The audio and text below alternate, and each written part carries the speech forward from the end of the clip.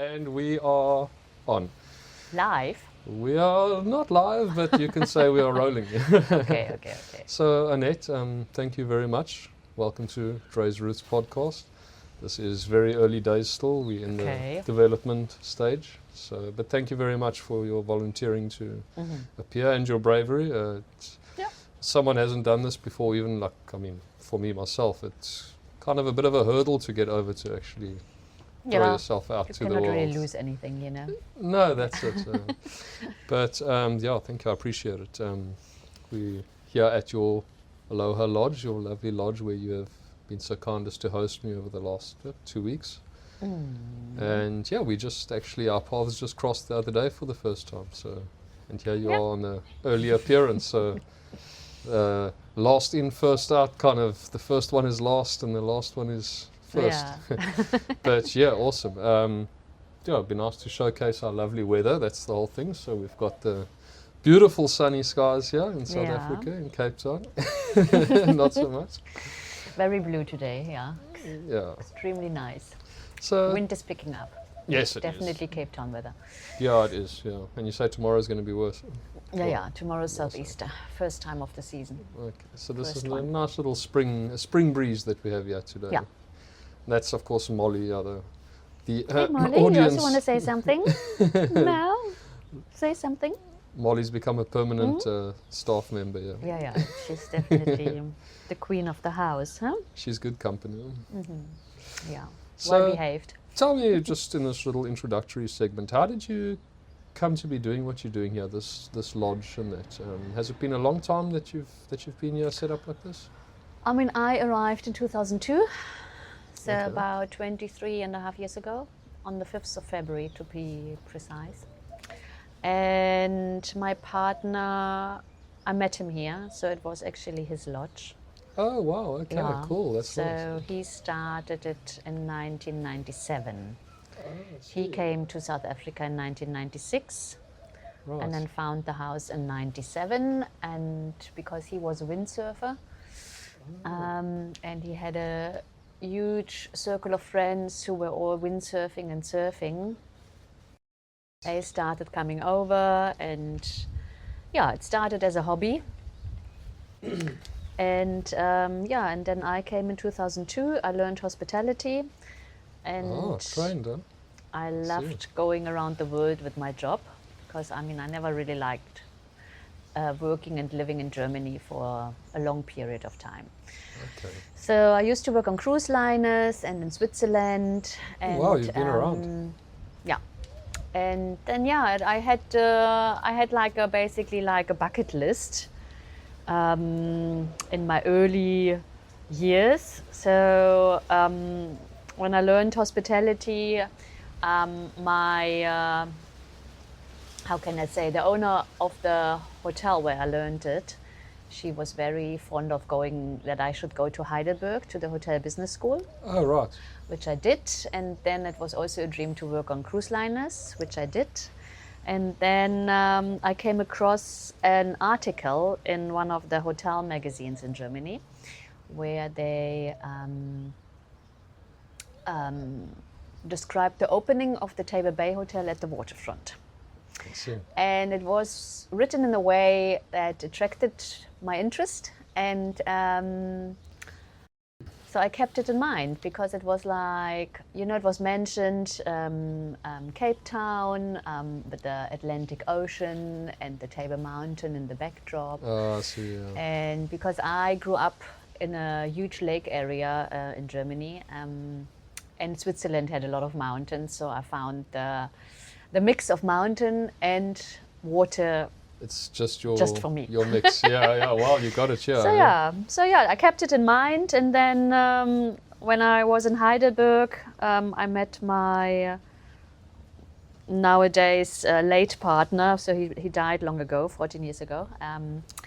I met his dad in Heidelberg, and he then approached me what I want to do when I'm done with my business school. And then I said, well, I still have to go to Cape Town. And so it began. So that's how it started. So he initiated the contact to his son, and Yeah, and I think he had more in mind, to be honest. It was actually a funny story. Okay, you expected. I see. My dad-in-law, he had a, I see. it was in his mind he- something, I he- don't know, because he was like really like trying hard He that took I a come over. great interest in you. Yeah, and then I arrived here in February 2002. Yeah. Okay, that's been a while then. Yeah. Yeah, so we had a car rental business and we had the lodge, but as I said, it was everything was still like baby steps, you know. So Yes, so you very, have to start somewhere. yeah, I know all about so- baby steps. yeah. And then I mean, no kids involved, you know. I mean, I didn't have any kids. He Yes. didn't have any kids, so we started slowly, and then yeah, so we just did everything for fun, like you do in the Yes, yes. early years of your When life, you have you know. freedom to be poor and enjoy it, shall we say? Exactly. Yeah. Yes. What you earn, you spend immediately. Yes, yeah. Okay, that's Yeah, great. so and then it unfortunately became my living when he died Yeah. in 2011. It had Sorry to. to hear that. Yeah, Part. It seems like so- he passed away early, I gather. Yeah, or- he was only 44. He had strokes. So, yeah, Oh, it was shame! It very- must have been a big shock to. Yeah, it was. Get It that, was. It was. And I must say, because only later in life, you know, because people kept on telling me. How hard it must have been for me, and I never really saw it that way because I just tried to, you know, go through it, and without like, I mean, you didn't have much time to think about it, and I mean, Yeah. I never raised kids before in my life, so and they were still very little, 2 and 5 years old, and So you had a lot keeping you busy. Yeah. and yeah, so it was a lot. I never actually went to that Tabor Bay Hotel in all those years. Oh, really? Eh? never After all did. that, funny how life works I out. started working at Lufthansa. I worked at Lufthansa. It was a service center, or still is a service center in town. Yeah. So I worked there nearly 10 years. And Okay.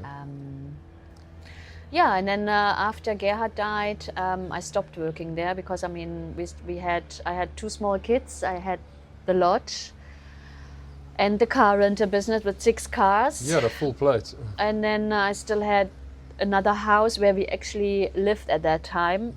So it was quite a lot, you know. So, Yeah, to absolutely. look after. And So you had to kind of streamline some of yeah, those things. I actually didn't want to resign the job because I actually liked working at Lufthansa. Was that in customer support, or what sort of a job? Yeah, it's like a customer service. Yeah, so they call you, and because I'm German speaking, it was like they called a number in Germany, and they were rerouted to South Africa. So I took the call and spoke to them in German, of course. Yes, And yes. they didn't know that I'm sitting in South Africa. And when they Yes, I found see. out, they couldn't stop talking to me. You know. Oh, yeah, because they want to pick your brain about Yeah, the and is experiences it nice of and a what you- German living yeah. in South Africa. Yeah, exactly.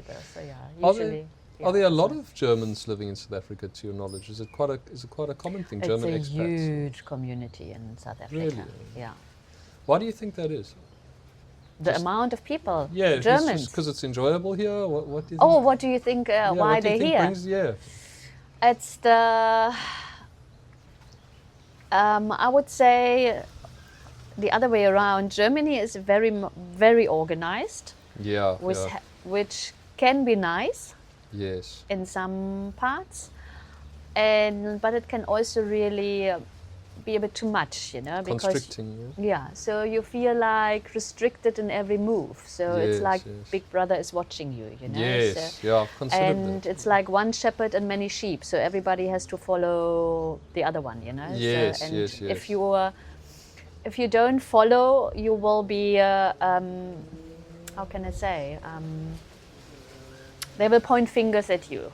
Okay. So right. and it's until this day I never experienced it in South Africa, you know. So Yes, you have yes. your freedom to live. More room So- for individuality, maybe. just Exactly, yeah. for- So for yeah, especially, I and, suppose, different lifestyles and stuff.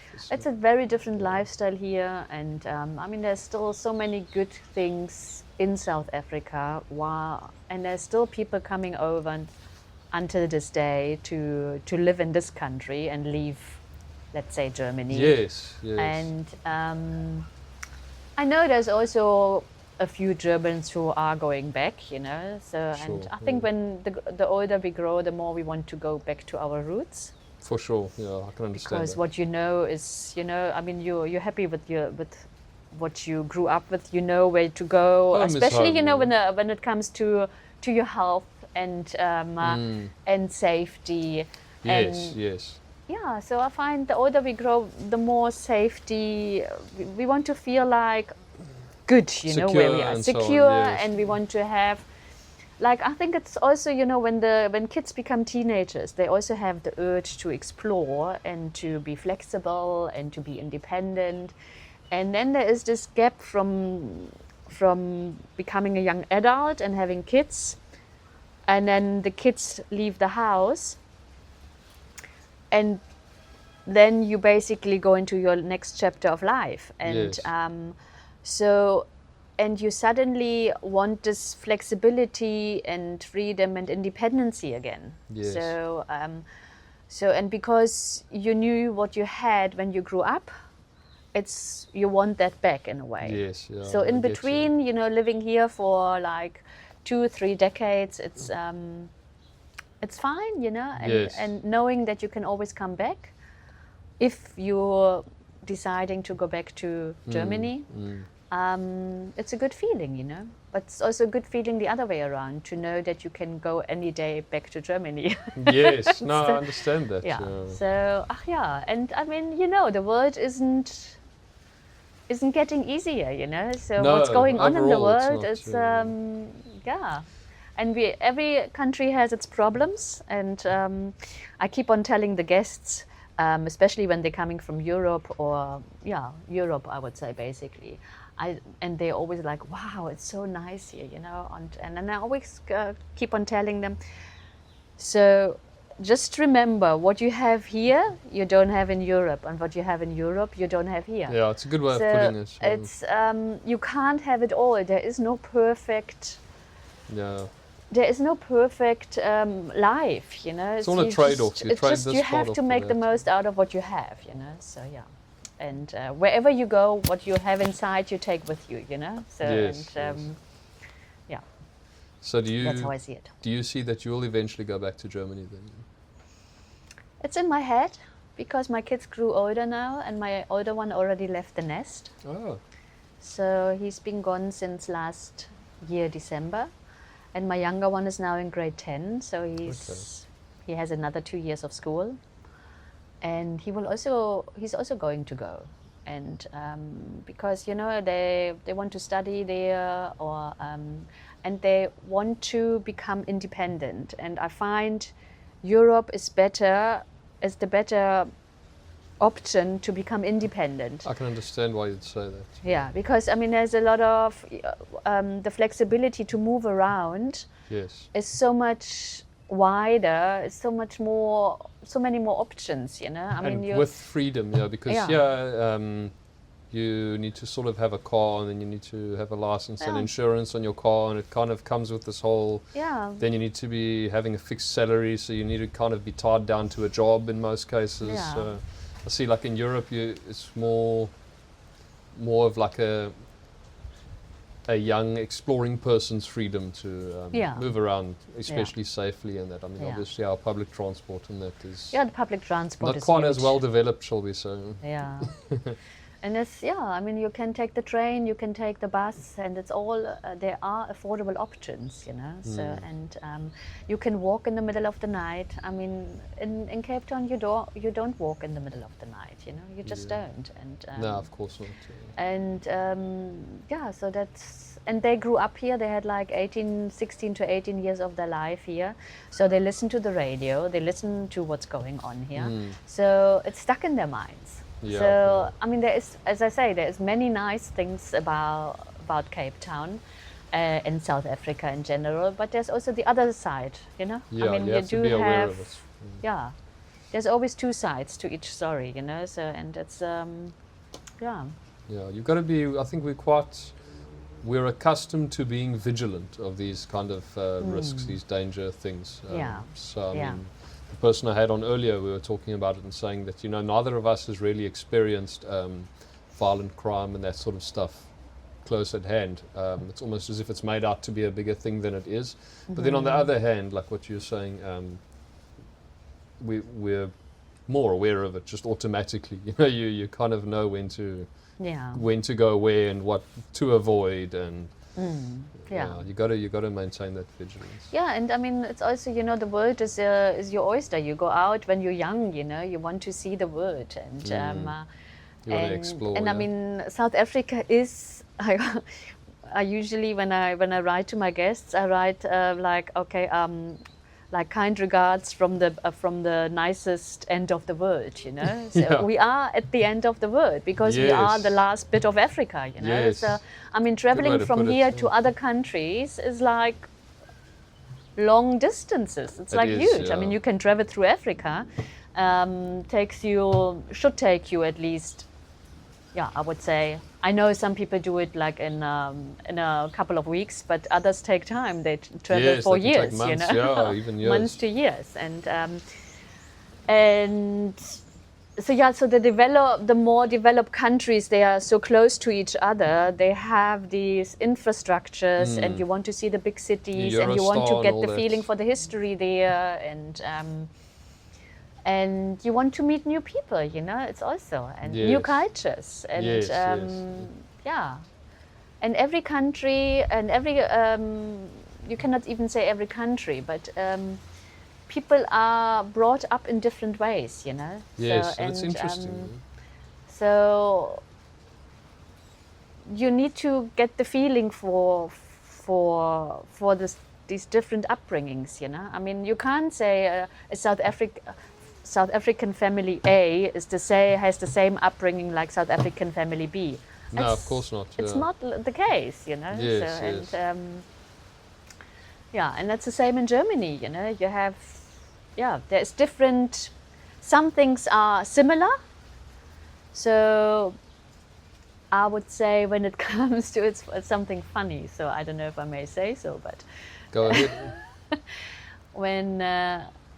When my first child was born, what's very, very, I don't know, but that's what I picked up, very crucial in this country is like hygiene. It's like more than 100%. Your child has to be 100 and 200% clean. Like, I don't know how to put it, you know, but germs seem to be a thing here. I don't know what it is. It's I found it interesting, you know, because it's never been like that in Germany, you know. So, yes, I've heard that. My sister went to the UK back about 2009, I think. When she finished school, basically, she went over for like a gap year. Yeah. But she ended up staying there for some time. Yeah. I remember one of her first, or one of her earlier comments on the difference in life there, and she was like, they don't shower like twice a day like we have this different, I don't know if it's like the hot jungle-like climate. You might find that there is just a thing where dirt is more dirty, it's more grimy here, you know, if you kind of don't stay on top of it. But like you said, it comes down to also just different cultures, people live differently. But I think that's fascinating. That's part of, you know, they say variety is the spice of life. Yeah. It's like we were speaking earlier about cultures, and that, you know, if we were all just one uniform culture, I mean, how boring would that be? That would just imagine. take away so much of the enjoyment of being able to explore these different things. Yeah. Tell us a little bit about I gather from the vehicle there in front, which I'll see if I can post a photo of it. It's such a lovely vehicle. The Land Cruiser. Yeah. And just even the way it's sitting there in the garden, it just tells such a story. I gather that you travelled quite a bit within this country or around. What were your experiences? Can you tell us a bit about that? So it was my partner's Land Cruiser, and so we travelled a lot before we had kids, to be honest. Yeah. So, and it was usually travelled through the southern countries of Africa. So not so much within Africa, because in the beginning I was working for Lufthansa, as I mentioned, and I had my work visa, but he was here on a tourist visa. So it was harder to get into the other countries. No, it was harder to stay here long, you know. So the tourist visa was valid for 3 months. Oh, wow. Yeah, in the beginning it was actually the validity was actually quite long. So when I arrived, I came in February, and they gave me a tourist visa until the day of my return ticket. And my return was booked for August. Okay. So I had like 6 months visa, and I think the year later or 2 years later, they completely changed that part and only gave 90 days visa, tourist visa. That seems a bit silly. Huh? Yeah, so in the beginning, he then had to leave the country quite basically every 3 months, which he enjoyed a lot because, I mean, he loved Travel up and down. traveling and so he loved his freedom as much as I did love mine. And so what we did is he usually left with a Land Cruiser and I flew. Okay. Because working for Lufthansa allowed me to get like really cheap tickets. Okay. And Added so perk. we then met in, let's say, Windhoek, or we met in Uganda, in Entebbe. Oh, wow. And, Really been around. and and then we traveled, and then usually I flew back and he took the car back, or he stayed a bit longer. And because I had like 20 days leave in the year, you know, so I couldn't take like longer leave. Yes. But I was able to swap my shifts with other colleagues to extend my leave. Yeah. So I worked before and after the holiday longer days, and to actually increase the days of my holiday. Yeah. Oh, well. Yeah. Sounds like you got around quite a bit. And Yeah, so we traveled basically. Where we didn't go was Mozambique. So I went to Mozambique for the first time 3 years ago. okay. But just after the border, what's it called there? It's where they dive, you know? Ponta de Uro. Ponta d'Oro, yeah. Yeah. Yeah. Wasn't my thing, to be honest. Oh, is it? No, it wasn't my thing. In what way? I don't know. I think I like more like the kind of road tripping through Africa. Oh, I see. I'm not a diver. I tried again, okay. but it seems not to be for me. I can go snorkeling, but diving, I don't know. It's not for me. So, Okay. and it was just not. I don't know. This holiday wasn't for me. So yeah, and so I'd just rather go and take a car and can drive forever. That's the nice thing about driving in Africa, you know. Yeah, there's You great have the distances you can wide cover. roads, and there's hardly any traffic, and so the driving itself, it's already like therapeutic, you know. yes, I get that. Yeah. So yeah, I enjoy driving. So I love. A lot of people don't like it, but I do enjoy it. Yeah. I'm So in my a kids similar love it that I class, take yeah. them everywhere, you know, because Yes, I'm of so course. much enjoying it. Convenient. Yeah. So, but we did Namibia quite a lot, of course. And then It's also Botswana. German country. In a way, yeah, it is. Yeah. Botswana, Zambia, Uganda, Tanzania, Malawi. We've been to Malawi like wow. 2 or 3 times. I'd like to see Malawi. Yeah. Great Lake and all that. Yeah, the lake Quite is something, beautiful. yeah. Yeah. And the nicest thing about Africa are the people.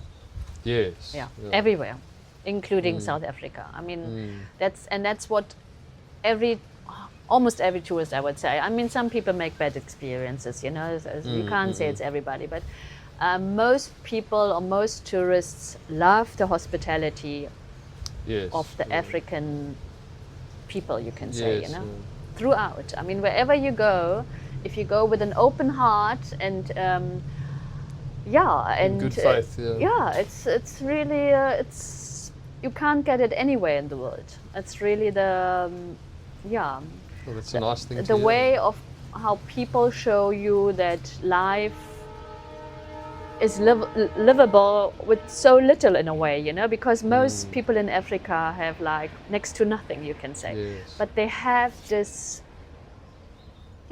this zest for life, you know, so The they joy, want the joy, they want to and they want to I don't know how to say it, but it's it's something what's really missing in the rest of the world. It's a lot of simple happiness. Yeah.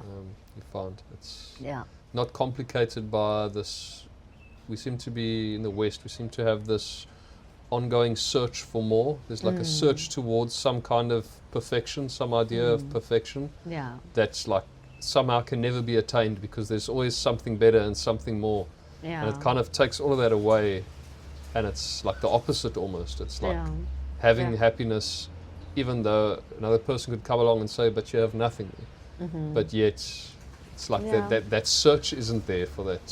Yeah, that's true. Yeah, it's Okay. also that the media has a very strong impact on the Western world. Oh The yeah. media is Yeah. very strong. So, and yeah, it's in a way manipulating Yeah. your own beliefs. Yes, So, yes, yes. so you just have to repeatedly get it into the brains in a way that they believe you. That's just the way it is. Yeah, And, yeah. There's too much distraction outside.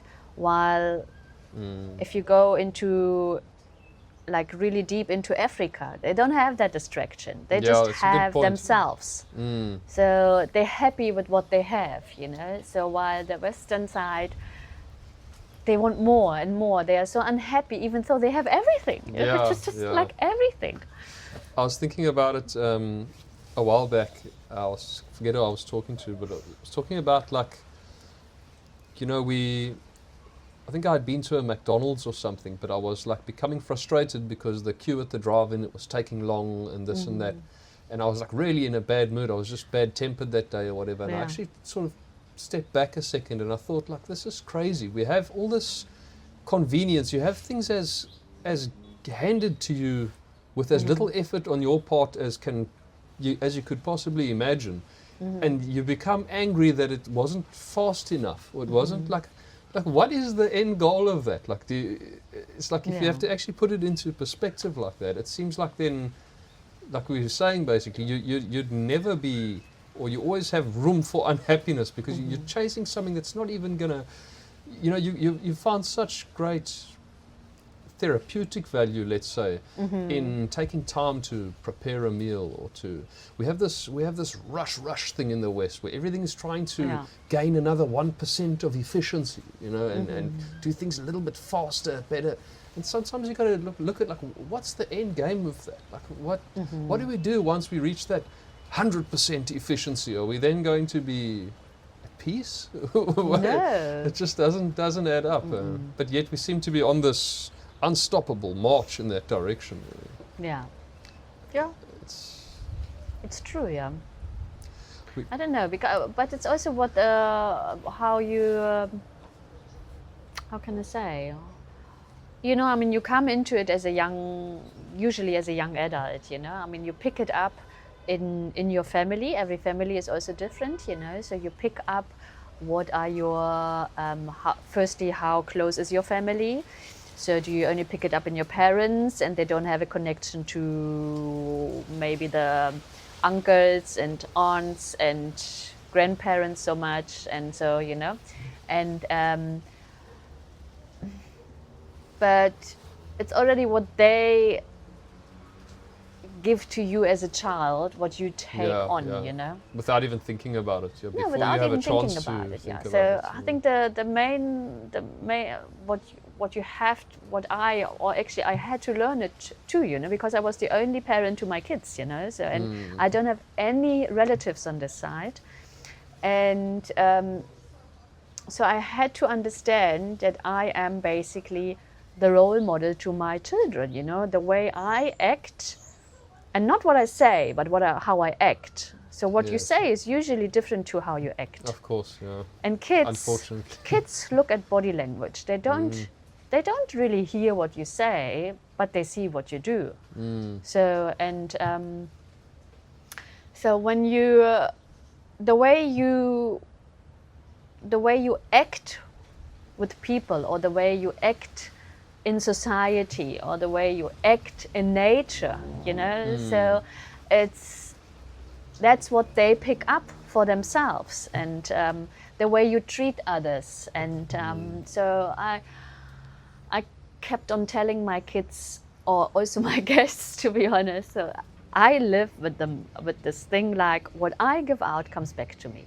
Yes. So the way I want to be treated is the way I treat, So, and I know I can't have every day a good day. So, but when I know I have a bad day, then I try to have as limited contact to the outside as possible. I'm Because also like that. yeah. So and Yeah, I and get that. and kids pick it up.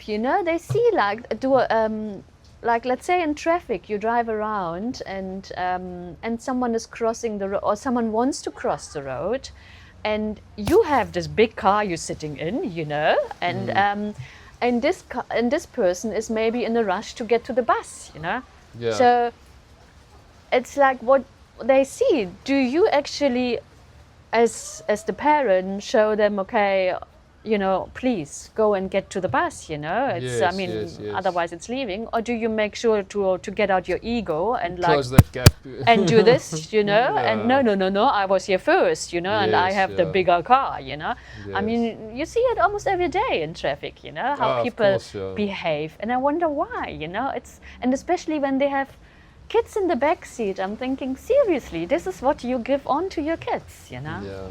You're And it aware goes of quick. it. I think a lot of people can go through their whole lives and not actually have that thought, that No, actual they don't. sit back and have Yeah. the consideration and think, what if this was me? Let me Yeah. just the whole way you've just described it. You know, compare the life you live, what you have, and then somebody else, what they might be going through or what they have Yeah. available to them, and then you kind of act accordingly. But I think it's hard to think like that and then act in let's say a wrong way.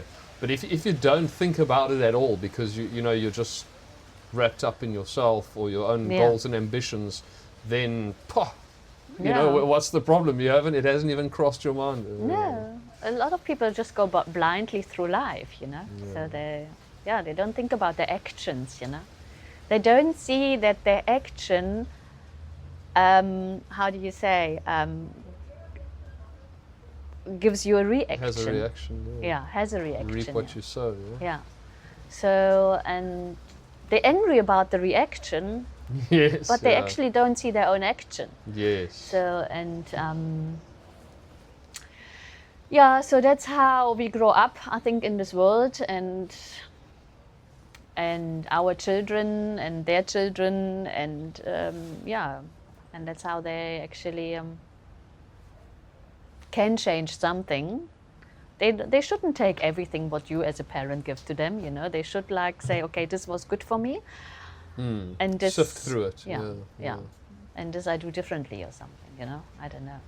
What I did want to wind down with, there was a few different things. Something that interests me about your specific situation is, so you don't have, as you say, extended other family here. And I mean, you've lost your partner all those years ago, you've raised your kids by yourself.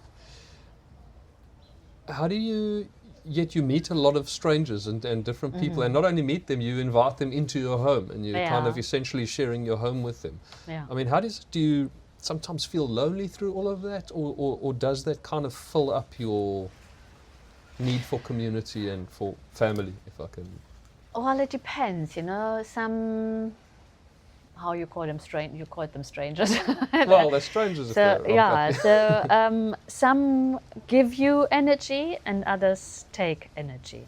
Okay. So and there's times, I don't know, but sometimes there's a lot of people coming that take a lot of energy, and then I feel drained. Yeah, they drain you, I was going to say. And then and that's somehow the point where I have to admit when the loneliness kicks in. Because you feel empty, you know. You just feel empty, and you don't see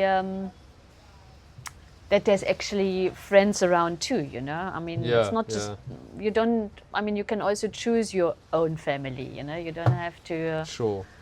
have actual family around. And yeah, so I go through stages of loneliness, and then I also go through stages of, I don't know, like heightened energy, you know. Yes, So, and a full social. yeah, and I meet a lot of bucket. people every year, and it's nice, you know. I enjoy it. I really You enjoy seem it. to thrive on it, too. Yeah, it's some come back, you know. They come back like continuously, like every year or every second year. It's a lot of Germans coming back. For sure, yeah. I see that. But it's also a few locals coming back, you know. So yeah. I like And, the accent, I must say. It's a fun accent. I like accents in general. I okay. love to hear them and experience them. It's always Yeah, I've been told I some shouldn't comedy. change it, you know. No, don't change it. It's But like yeah, that, it has advantages and disadvantages. Of course. Back in the days, I felt like, in a way, offended that people couldn't see that I'm also, in a way, local. And nowadays, Oh, I yeah, actually sure. enjoy the advantage. Gives you something I'm exotic. like a forever tourist in this country, you know. Yes.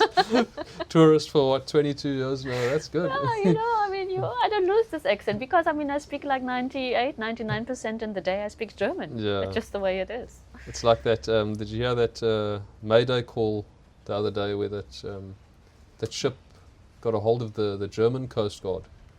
And No. it was a South African ship, what it was. And they, Mayday, Mayday, we are sinking. Did you hear about that? This is a joke. And then the German Coast Guard says, what are you thinking about? That's a joke. It's an old You joke. heard it. It's an old joke. I had to just add it in there. But it's entertaining. I did my apprenticeship at a German company in South Africa. They were actually called Heidelberg. Oh yeah. The Yeah, printing, if you've ever heard of the... Yeah, I know Heidelberg, Yeah. the company. Yeah. So that was my early exposure to Germans because they were actually, the national service manager was like a German citizen also living here on like a work visa. And then some of the colleagues were also German. Okay. So I was always exposed to that. Not only that, the accent, but there's like a certain way of doing things. I think especially in industry, you know, when it comes to technical things, there's like that German way. So you kind of got used to that. But I love the cultural differences. I must say that few German folks that I've met, which is actually a few, they've all been very, very lovely, outgoing, engaging, shall I say, Yeah. people. It's been quite... Yeah.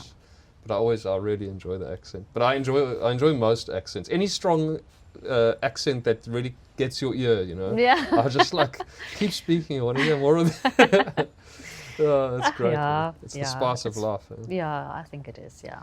But anyways, thank you very much Yeah, thank you. for your bravery once again, and Was- for your time that you've... Was funny. Almost 40 I minutes. enjoyed That it. you've, yeah, me Is too. it 40 minutes? Almost, yeah. Okay, let's go. A hair short. Thanks so much, Anette. I appreciate it. Thanks, Andre. So yeah,